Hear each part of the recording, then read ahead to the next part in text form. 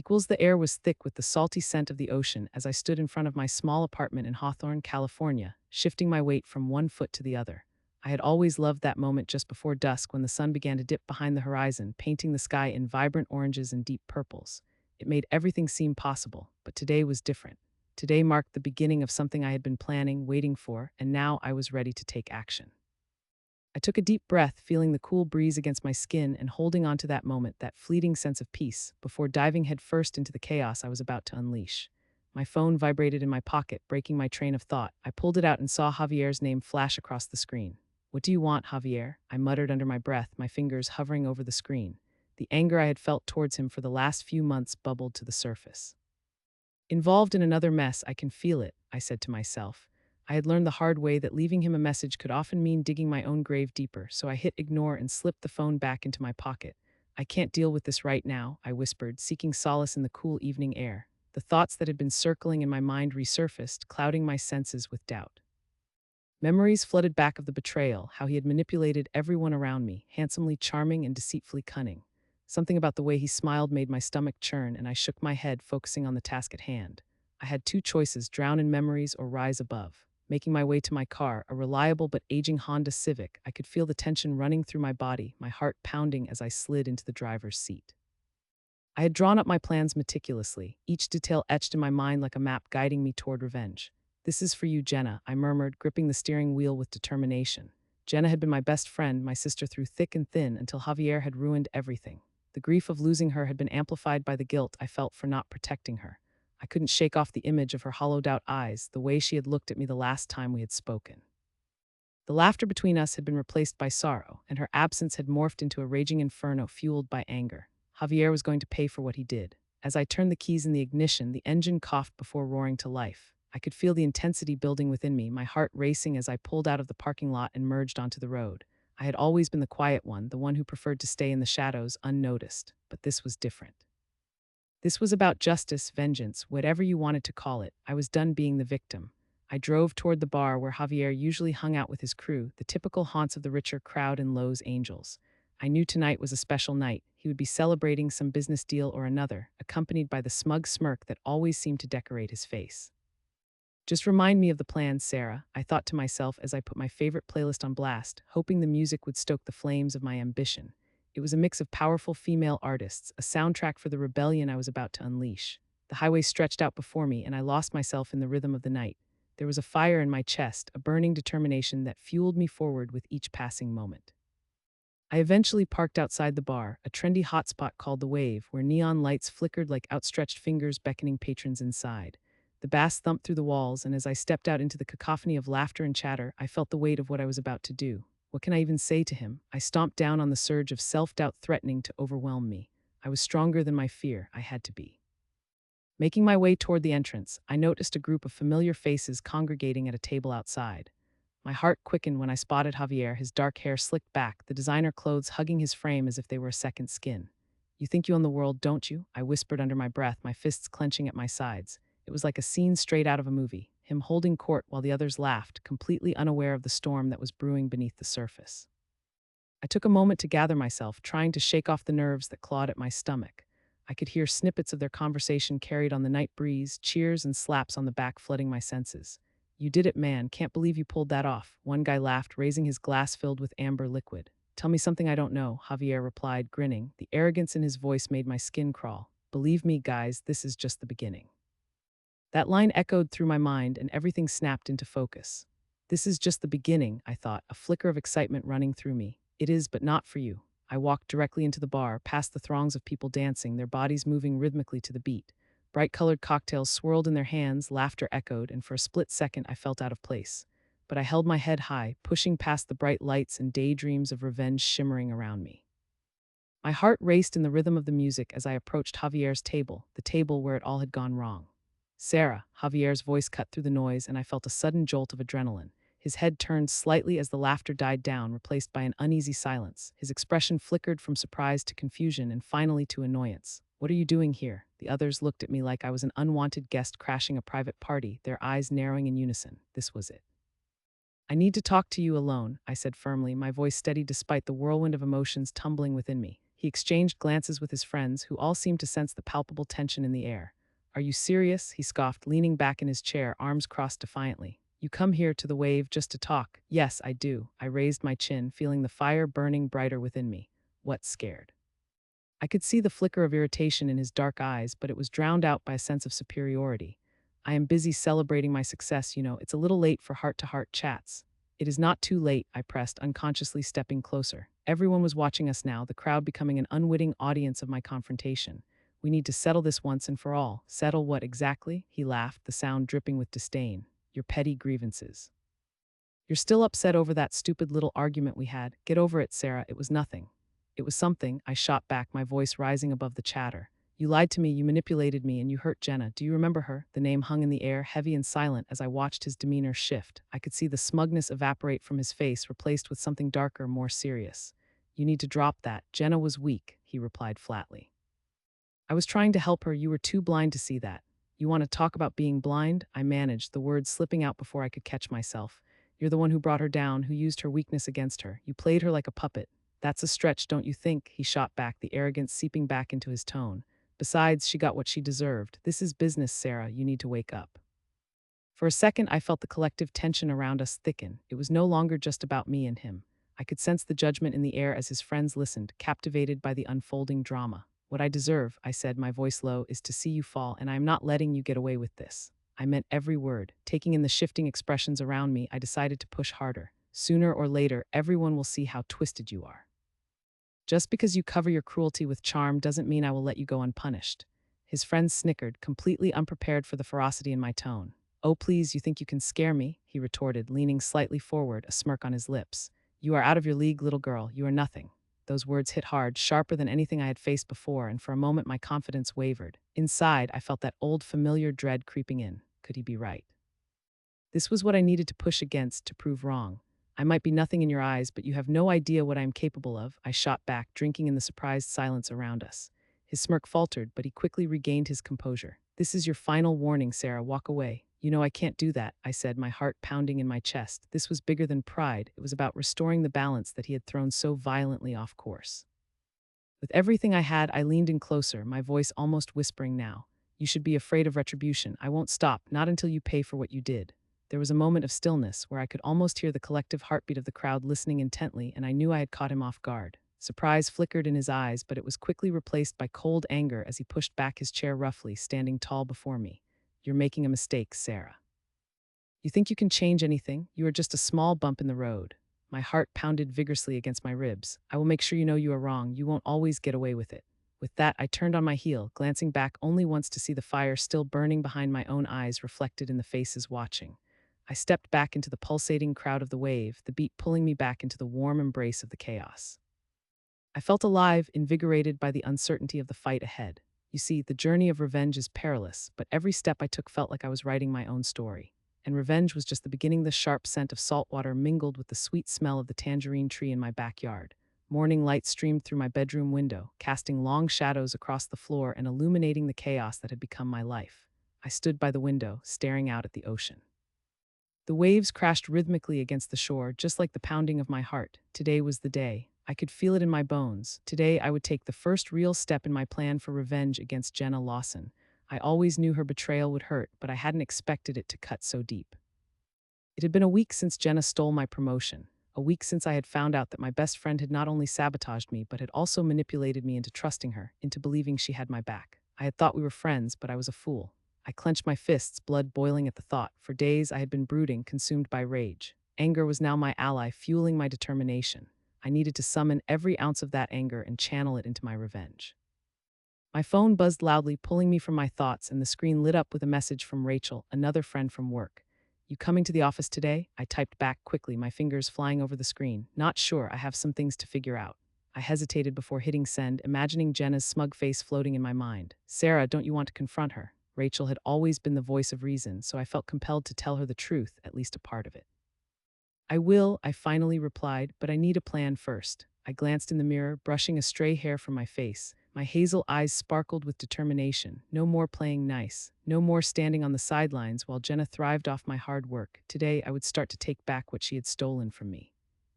The office was a whirlwind of chatter. phones ringing and keyboards clacking away as I entered the vast space of modern cubicles filled with the scent of burnt coffee and faintly scented candles. I took a deep breath, steeling myself. Jenna sat at her desk, laughing with Ben, the newest member of our team. She tossed her hair, that perfectly styled blonde mane, while he hung on her every word. I grimaced as I walked past her, fiercely suppressing the urge to confront her right then and there. My stomach turned as nausea washed over me. I had to play my cards right, there was no room for mistakes. I headed to my own cubicle, feeling the weight of all the eyes watching me. It was as if everyone knew what had happened, all the whispers I had been hearing behind closed doors, the ones that made me want to scream. I sat down with a loud thud and set my bag on the desk, the quiet thump of papers scraping against the wood grounding me momentarily. My mind raced as I pulled out my laptop. I desperately needed a way to get on Jenna's radar and find my in. I glanced around the office and caught sight of Rachel pouring herself a cup of coffee. She looked over and raised an eyebrow, a silent question on her face. I shrugged my shoulders weakly, making my way towards her. She always had a way of putting me at ease. "You okay?" she asked, a hint of concern lacing her voice. "Not really. This whole situation with Jenna, I just feel lost." The bitterness crept back into my voice, filling my chest with unresolved anger. I keep replaying that moment in my head when I heard she got the promotion. I thought she was my friend. Rachel sighed, shaking her head slowly. "She's not your friend, Sarah. Don't forget that. You know what you need to do. Confront her. Don't just let this slide." My heart raced at the thought, but deep inside, I knew it would take more than a simple confrontation. I nodded absent-mindedly, pouring sugar into my cup, my thoughts whirling around. "And then what? Just yell at her." "No, think it through, plot it out," Rachel offered gently. "You are smarter than this, Sarah. Use it. I believe in you." The warmth of her encouragement tugged at my heart. "I want to, but I need time. I don't want to charge and all guns blazing, I replied with uncertainty. "I need to get her back, but carefully." Rachel studied me, not saying anything for a moment. I could feel the tension hanging in the air, like a weight I couldn't shake off. "What's the plan?" she finally asked, curiosity piqued. I couldn't help but smile slightly, the spark igniting my mind. I was thinking, Jenna loves the attention, right? What if I could use that against her? If I could manipulate the situation to show how incompetent she is without making it obvious that it's me? Rachel's eyes widened with realization. "You want to set her up?" The hesitation was evident in her tone. "Exactly. Make her implode, get all the other managers to see. This way, I'm just changing the narrative." "That's risky. What if it backfires?" Her voice dropped to a whisper, gauging the seriousness of my intent. "It's a risk I'm willing to take. I can't keep letting her walk all over me, not anymore." Rachel sighed, clearly torn, but she nodded slowly, respect landing in her gaze. "Just be careful, okay? I don't want you to get hurt." I appreciated the worry. It made me feel grounded in the chaos. "You've always had my back, Rachel. Just trust me on this." I shot her a hesitant smile before returning to my cubicle, heart still racing as I fired up the computer. I began brainstorming ideas, scribbling them furiously in my notepad, moving swiftly between thoughts. "Focus, Sarah, focus." I glanced at Jenna through the thin separation of our cubicles, my heart racing in a mix of rage and determination. I had to know more about her. I decided to start trolling through social media to gather intel. What made her tick? What would make her slip? I began scrolling through her profile, noting her interests, her recent posts, and the things that attracted her attention. Coffee, brunches, shopping, and motivational quotes adorned her pages. A talent for self-promotion stood out, a glaring spotlight highlighting only the best versions of herself. The more I read, the clearer it became that her image was everything to her. Maybe I could use that against her. A sudden vision sprung to mind, an idea as wild as it was risky. If I could unearth something embarrassing, some hidden part of her life that she desperately wanted to keep under wraps, I could expose her. My fingertips danced over the keyboard, typing out a message to a mutual friend of ours who happened to work at a local cafe Jenna frequented.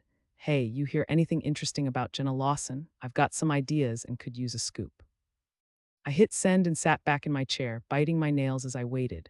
The minutes stretched out before me like a rubber band ready to snap. Just then Jenna's laughter broke through my thoughts again, that unmistakable tone that immediately made my teeth clench. What could possibly be so funny? I leaned back, swiveling slightly, just enough to catch a glimpse of her belly laugh bouncing off the walls of the office.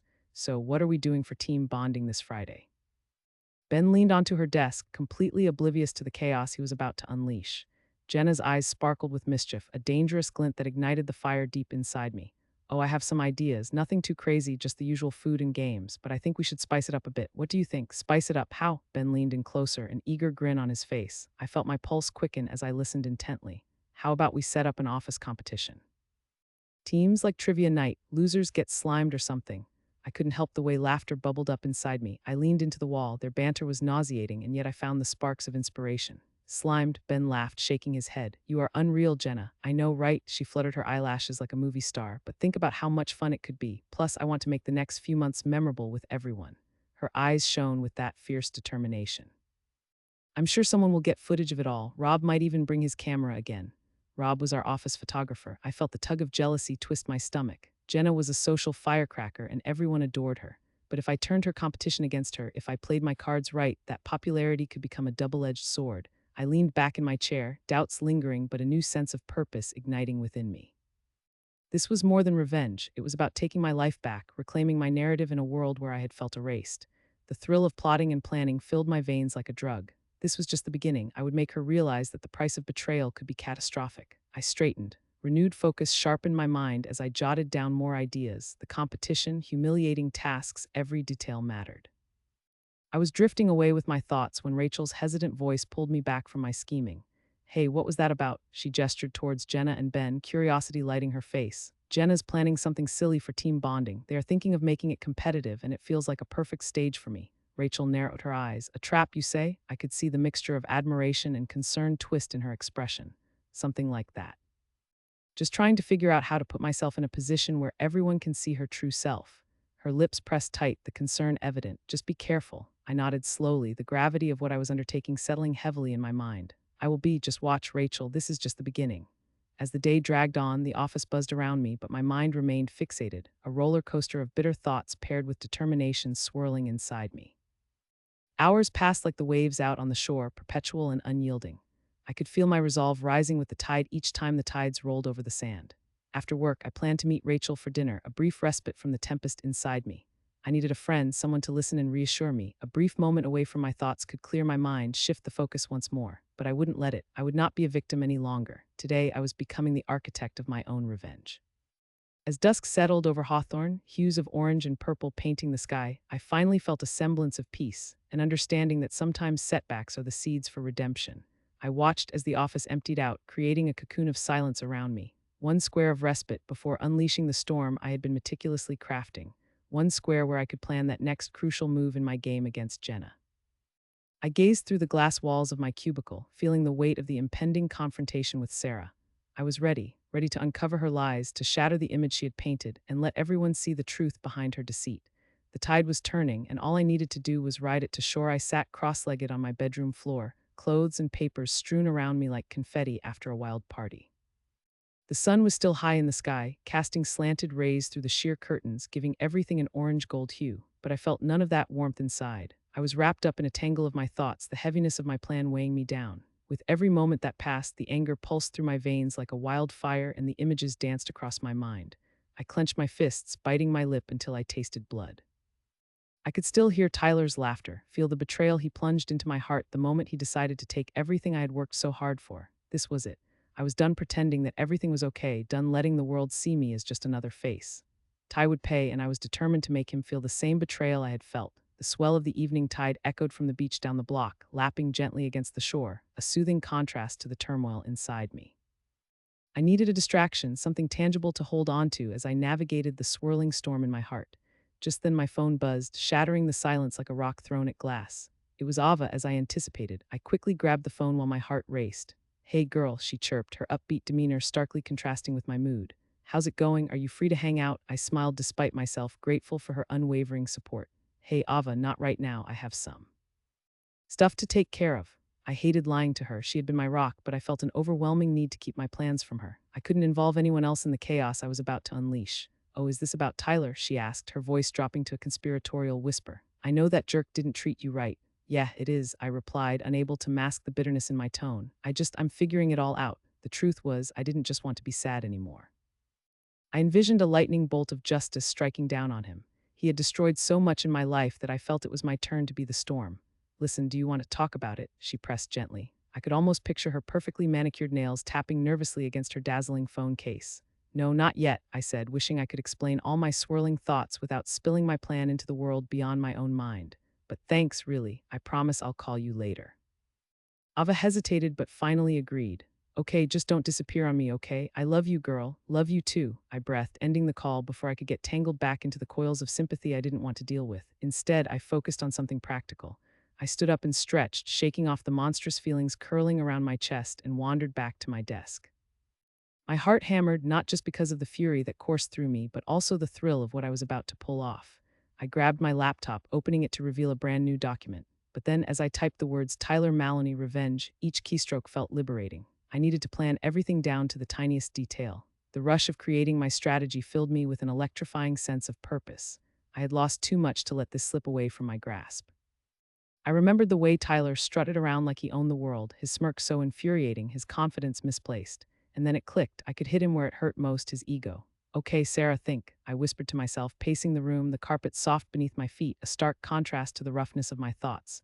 I pictured his face when I exposed his lies. If I can just show everyone what he really is, they won't see him as the king anymore, just a clown.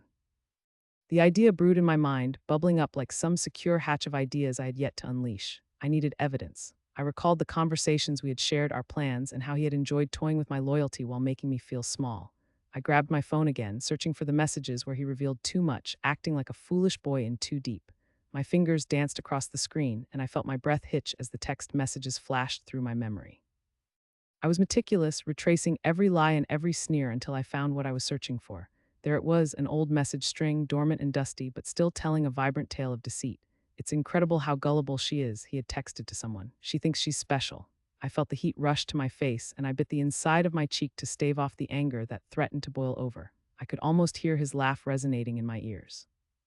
I'm going to make you regret this, Tyler, I muttered as I combed through more messages.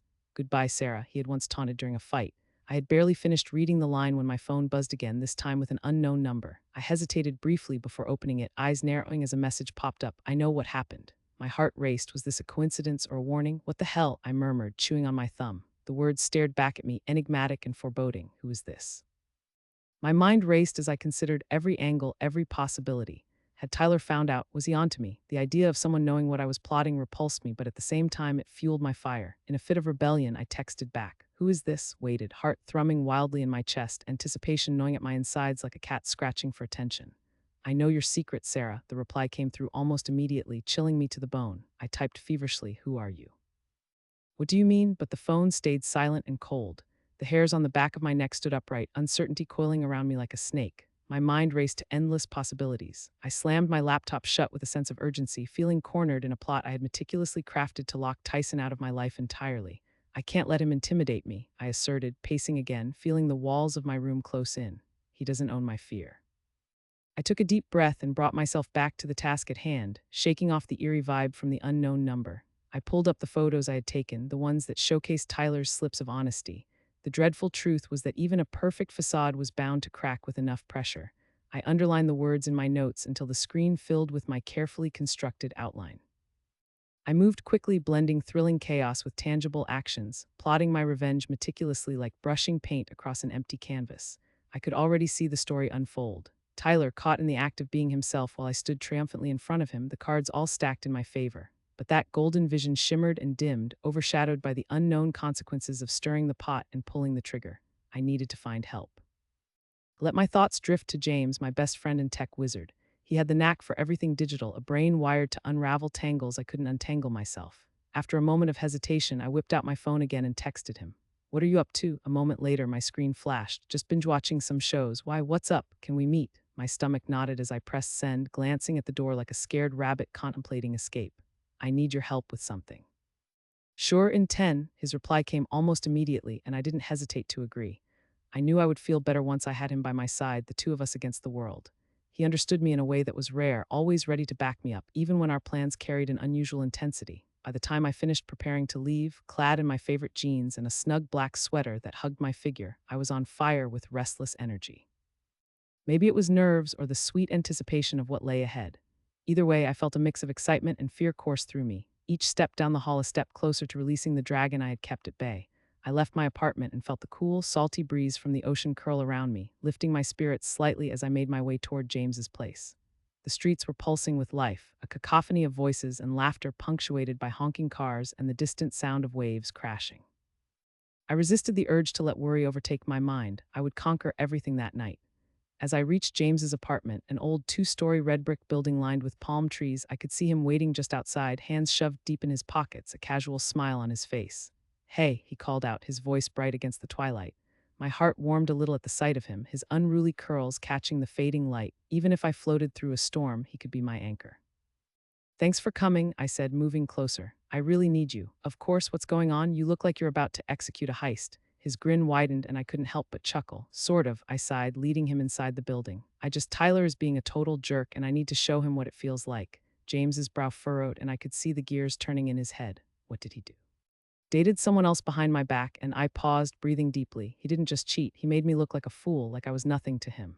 Wow, that sucks, he said, his expression shifting to concern. What were you thinking of doing? I need to catch him off guard, I answered, my voice imbued with fervor. But I need your tech skills to make it happen. I want to show everyone the truth. I have messages, photos, everything that proves he's not who he pretends to be. James's eyes lit up at the idea and he leaned forward.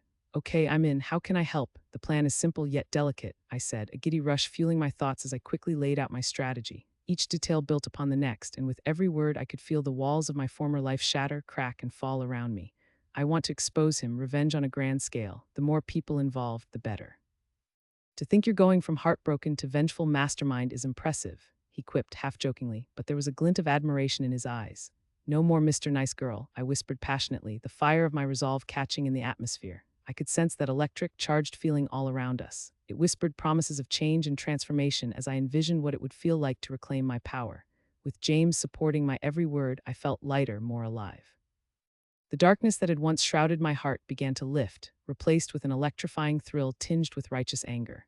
And as we dove deeper into my plan, one thing became incredibly clear. Tyler had no idea storm clouds were brewing, and the sky was about to break open. The air was thick with tension as I stood in front of the glimmering glass doors of the old warehouse on the outskirts of town. The late afternoon sun spilled long shadows across the cracked pavement, painting a scene that was both familiar and unfamiliar to me. It felt like my heart was pounding not just in my chest, but in the very fabric of the earth beneath my feet. I had spent nights fantasizing about this moment, each scenario carefully crafted in my mind, each detail scrutinized until it felt like this revenge plan had become a part of me. I could almost taste the bitter sweetness of satisfaction on my tongue as I stepped forward, guiding myself deeper into the belly of the beast. Looking back on everything that had brought me to this point, it was hard to believe that the girl who used to roam these streets playing hopscotch and dreaming of nothing more than a normal life was now a woman thirsting for retribution. This warehouse served as a reminder of what they had taken from me, my peace, my happiness, and most importantly, my trust. I took a deep breath, inhaling the scent of rust and old wood that lingered in the air, cementing my resolve. I had to do this. I had to face Derek and Mia, the architects of my heartbreak and betrayal, and show them that the broken pieces of Sarah Mitchell would rise again more powerful than before. As I stepped inside, the world transformed. The warehouse's interior was a symphony of echoes, each footfall reverberating ominously across the expansive space. A light flickered above me, casting eerie shadows that danced like phantoms along the walls. It was a jarring contrast to the calm exterior, and it sent a shiver down my spine. I hesitated for a moment, the reality of what I was about to do crashing down on me like a wave. Focus, Sarah, I whispered to myself, clenching my fists to steady the rising tide of emotion. It was now or never, and I couldn't afford to back down. I knew that Mia and Derek would be inside, waiting for me, the anticipation of a hunter luring in their prey. As I navigated deeper into the warehouse, the murmur of their voices reached my ears, a dissonant soundtrack of laughter and casual conversation. They had no idea that I was here, that I was determined to confront them and finally deliver the reckoning they so richly deserved. Did you see Sarah's face when she found out? Derek's voice cut through the chatter like a knife, sharp and cruel. Priceless. She really thought we were in it together. His laughter was devoid of any warmth, and I could envision the cocky grin spreading across his face, the one that had always aggravated me to my core. Mia's voice chimed in, softer but laced with venom. I never thought she would actually believe I liked her. I mean, come on, who actually likes a pathetic loser like her? Every word felt like a punch to my gut, each syllable reminding me of the betrayal I had endured. Tears pricked at the corners of my eyes, but I wouldn't let them fall. Pathetic loser, huh? I mumbled under my breath, words taut with anger. Let's see how pathetic you think I am when this is over. I crept closer to the source of their laughter, moving silently across the concrete floor until I could see them in the dim light. The sight of Mia and Derek arguing over some trivial matter felt indignantly mundane. They seemed so normal, so completely unaffected by the havoc they had wreaked on my life. Mia had her hair pulled back in a messy bun, a few loose strands falling into her eyes as she gestured animatedly.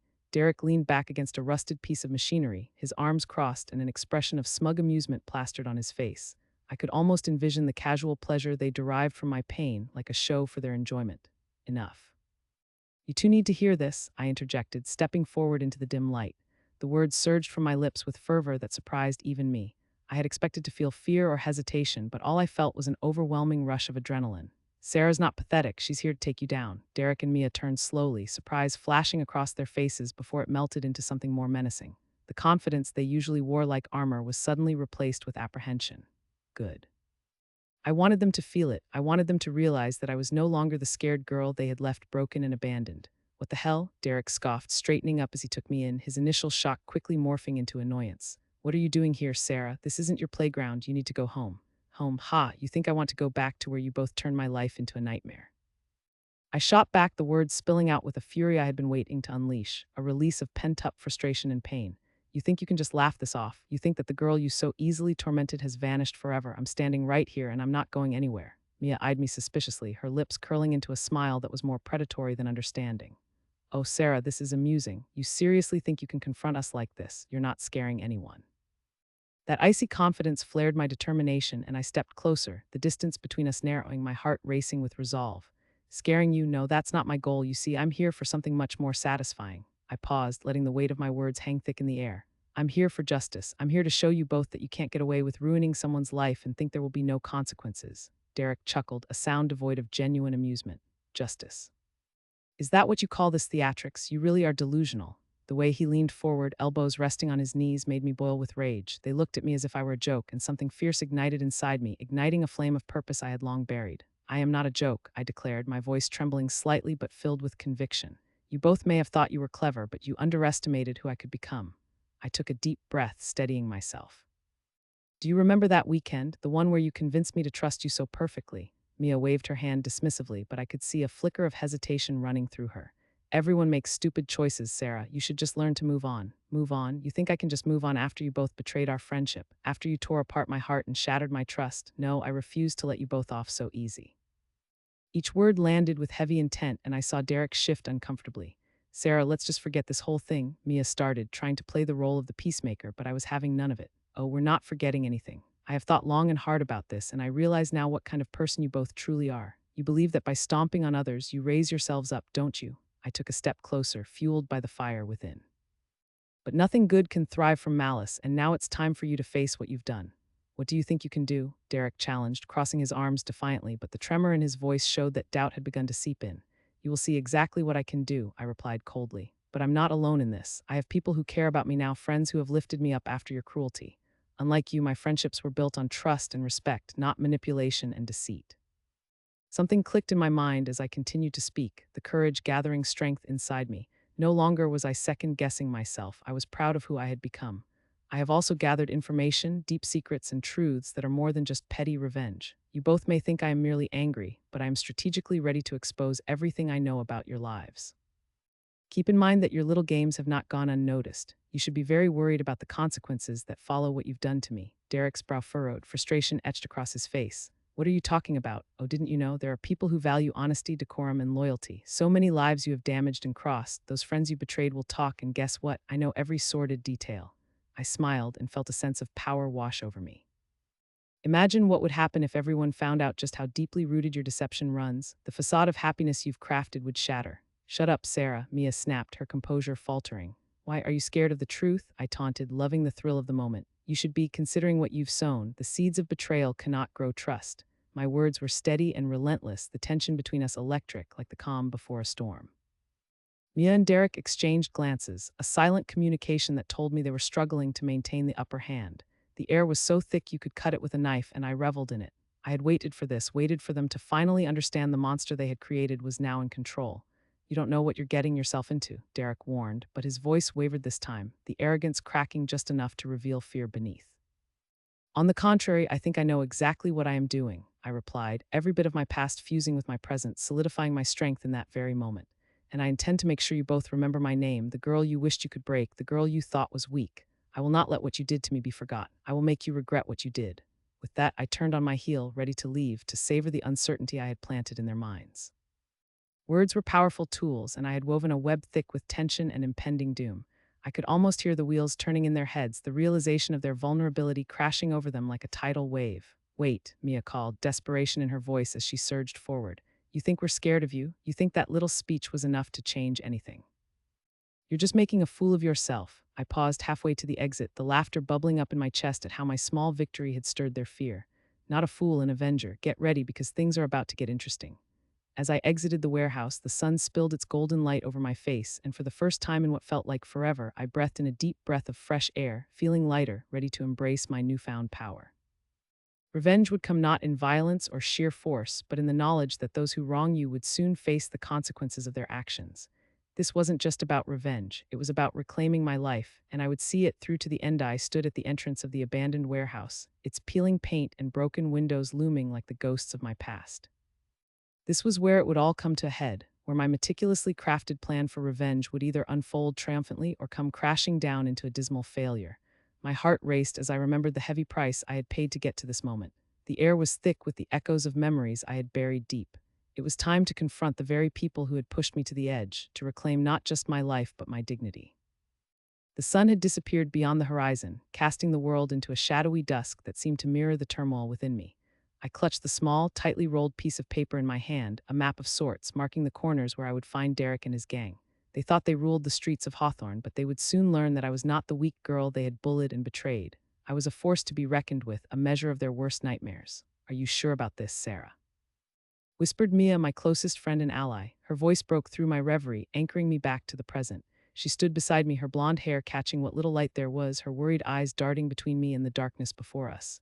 Sure as I need to be, I replied, my voice steady despite the storm brewing inside. I can't let them keep winning, not anymore. It's time they face the consequences of their actions.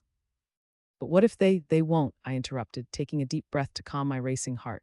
I have a plan and I need you to trust me. We went through hell together and we cannot let them take our freedom away any longer. Mia remained quiet a moment longer, searching for my gaze. The tension hung thick between us and I felt a hint of her hesitation, but eventually she nodded, a mix of determination and fear glimmering in her eyes. Okay, Sarah, I trust you. But let's be smart about this. Her support wrapped around me like a warm blanket, fortifying my resolve. Together, we moved toward the flickering light emanating from the warehouse's back entrance. The sounds of muffled laughter and the clinking of bottles drifted through the air, and I could feel the adrenaline coursing through my veins, propelling me forward. As we stepped through the threshold, the scene unfolded in front of me like a horrific painting. Derek and his crew were lounging around a makeshift table, littered with cheap beer cans and the remnants of their reckless nights. The air was thick with smoke, and I could feel the stench of sweat and arrogance hanging like vines around my neck. They were so complacent, so full of themselves, completely oblivious to the fire I had hidden just beneath my skin. Derek, I shouted, my voice cutting through the haze like a knife. He turned, his face transforming from amusement to confusion and then to recognition.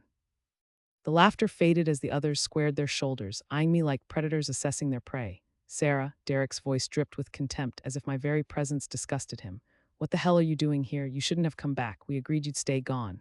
Agreed? Is that what you call the threats and the intimidation? You robbed me of my peace, my happiness. You made me a prisoner in my own mind. I stepped forward defiantly. The anger bubbling inside me felt like molten lava, ready to erupt.